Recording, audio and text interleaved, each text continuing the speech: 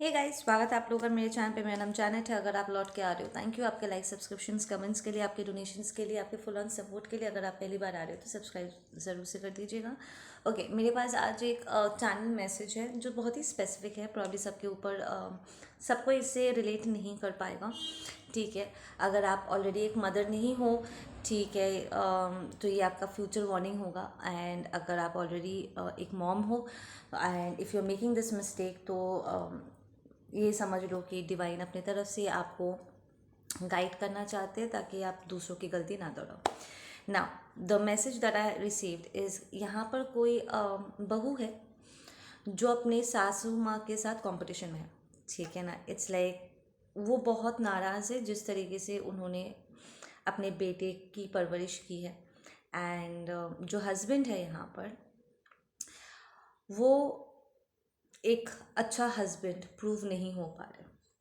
ठीक है ना, इट्स लाइक बार बार करके अपने मॉम को प्रायोरिटाइज करके वो अपनी वाइफ को टाइम नहीं दे पा रहे। तो जो बहू है वो बहुत ही अपसेट है क्योंकि वो अपने हस्बैंड को उस तरीके से नहीं पा रही है या उसका हस्बैंड उसको प्रायोरिटाइज नहीं कर रहा है।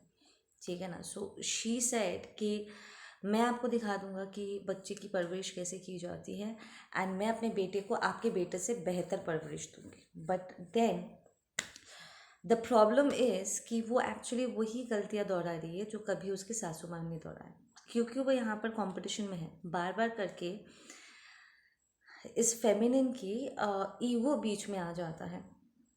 ठीक है ना, एंड वो जानबूझ के देखकर भी अपने बेटे को करेक्ट नहीं कर रही है, उसकी गलतियों पर पर्दे डाल रही है।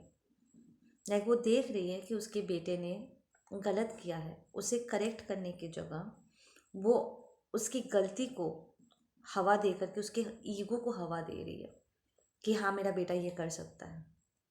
And just because she is in competition with her सासू माँ, वो अपने सासू माँ को दिखा दिखा के शी इज़ लाइक हाँ मैं अपने बेटे को ये अलाउ करूँगी क्योंकि आपका जो बेटा है, मेरा जो हस्बैंड है, वो मेरे लिए नहीं है। ठीक है ना, he is not a good husband.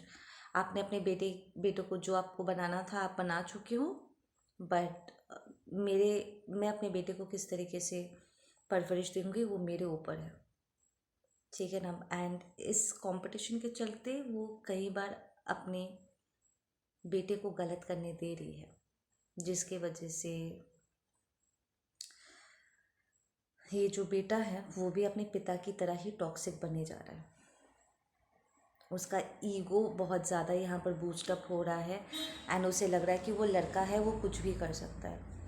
ठीक है ना, तो इट्स लाइक बहू भी एक्चुअली अपने सासू माँ की ही सारे बिहेवियर्स को रिपीट कर रही है, जबकि वो कुछ और करना चाहती थी, कुछ अलग करना चाहती है, पर वो अलग कर नहीं पा रही है। वो इस पूरे मेंटालिटी के साथ वो कब इतनी कंट्रोलिंग बन गई है अपने बेटे को लेकर के, उसे खुद नहीं पता चल रहा है। सो अगर आप वो बहू हो जो अपने सासू माँ के साथ कंपटीशन में हो, you really need to be careful, क्योंकि आप एक्चुअली कहीं ना कहीं उन्हीं गलतियों को दोहरा रहे हो जो आपकी सासू माँ ने दोहराया, विच मीन्स कि आपके बेटे की जो पत्नी होगी वो भी आपसे ऑफेंडेड ही होने वाली है। यहाँ पर टॉक्सिक पैटर्न्स ब्रेक नहीं हो रहा है, रिपीट हो रहा है। जैसे आप अपने हस्बैंड को पूरी तरीके से कभी नहीं पा पाए। ठीक है ना, your husband is not a good husband. आपका बेटा भी आगे चल के एक अच्छा हस्बैंड नहीं बनने वाले, एक अच्छे पिता नहीं बनने वाले।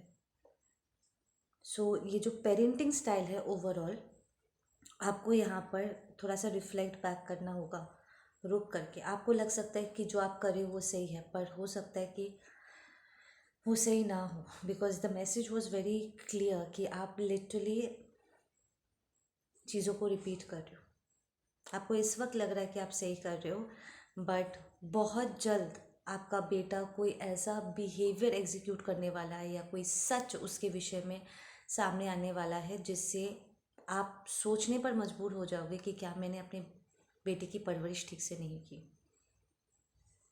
ठीक है ना,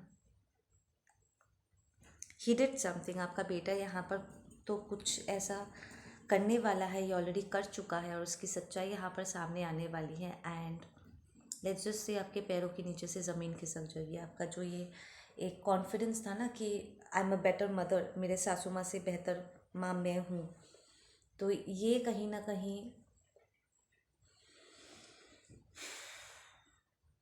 एक चैलेंजिंग मोमेंट क्रिएट होने वाला है आपके लिए।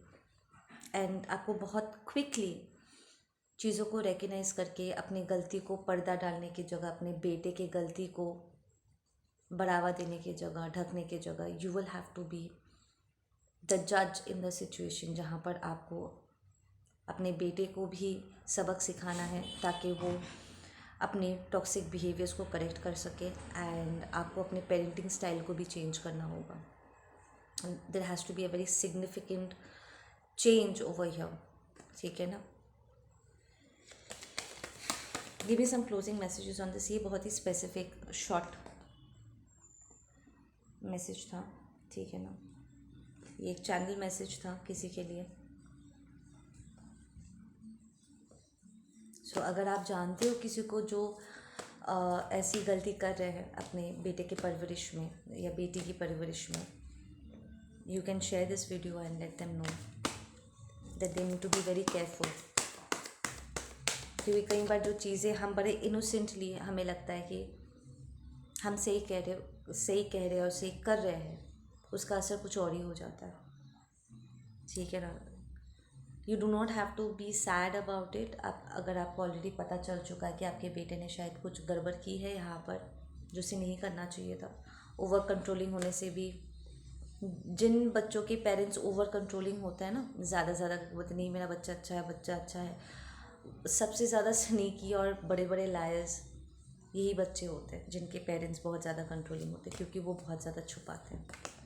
वो अपने पेरेंट्स की डांट नहीं सुनना चाहते, पर छुप छुपा के वो सब कुछ ही कर रहे होते हैं, और कई बार वो गलत रास्ते पर भी चल बैठते हैं। सो अगर आपको एहसास होता है, इंस्टेड ऑफ बीइंग हार्श, अपने बच्चे के लेकर के हार्श होने की जगह ट्राई करेक्टिंग, ठीक है ना। अगर थोड़ा सा सख्ती बरतना पड़े, सख्ती बरतने में और क्रूर होने में अंतर होता है, ठीक है ना। आपको बस एहसास दिलाना है अपने बेटे को या बेटी को कि कहाँ पर उसने गलती करी है, ताकि भविष्य में वो गलती ना दोहराए, उसे एहसास कराना है बस।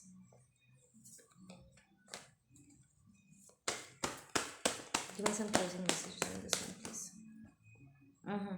You need to be the guiding light here, अपने लिए भी और अपने बच्चे के लिए भी, ठीक है ना। It's very important. अब तक जो चीज़ें आप दूसरों से एक्सपेक्ट कर रहे थे ना, कह रहे थे कि नहीं एवरीथिंग इज़ फाइन, तो you will have to make everything fine.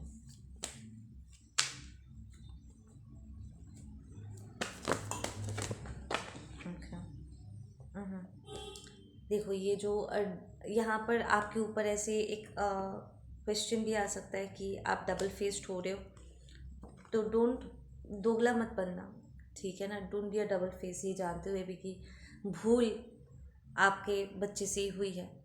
Don't be a double faced person. जब आपकी सासू माँ ये डबल फेस्ड हुए जा रही थी और टॉक्सिसिटी को हवा दे रही थी, तो आपको तकलीफ़ हुई थी, राइट।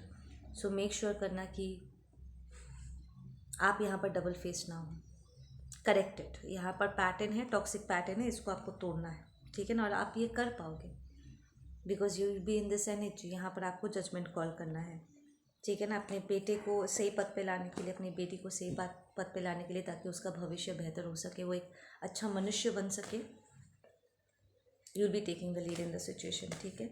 जस्ट प्रे, प्रार्थना करो, मेडिटेशन करो, जो भी करना है करो, एंड फिगर आउट सिचुएशन के हिसाब से कैसे आपके बेटे का या बेटी का जो नेचर है, ठीक है ना, उसके हिसाब से आपको पता है कि किस तरीके से उसे समझाने से, कैसा क्या करने से उसे एक्चुअली सबक मिलेगा या समझ आएगी, उसके हिसाब से आप उसको समझाओ। और मेक श्योर करो कि वो आगे से ऐसा कुछ ना करे, ठीक है ना। You are not suppose to let go of the situation. हल्के में इसको नहीं लेना।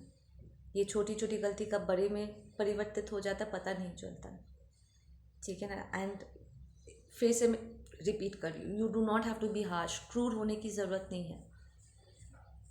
सख्त होने का मतलब क्रूर होना नहीं होता है, ठीक है ना।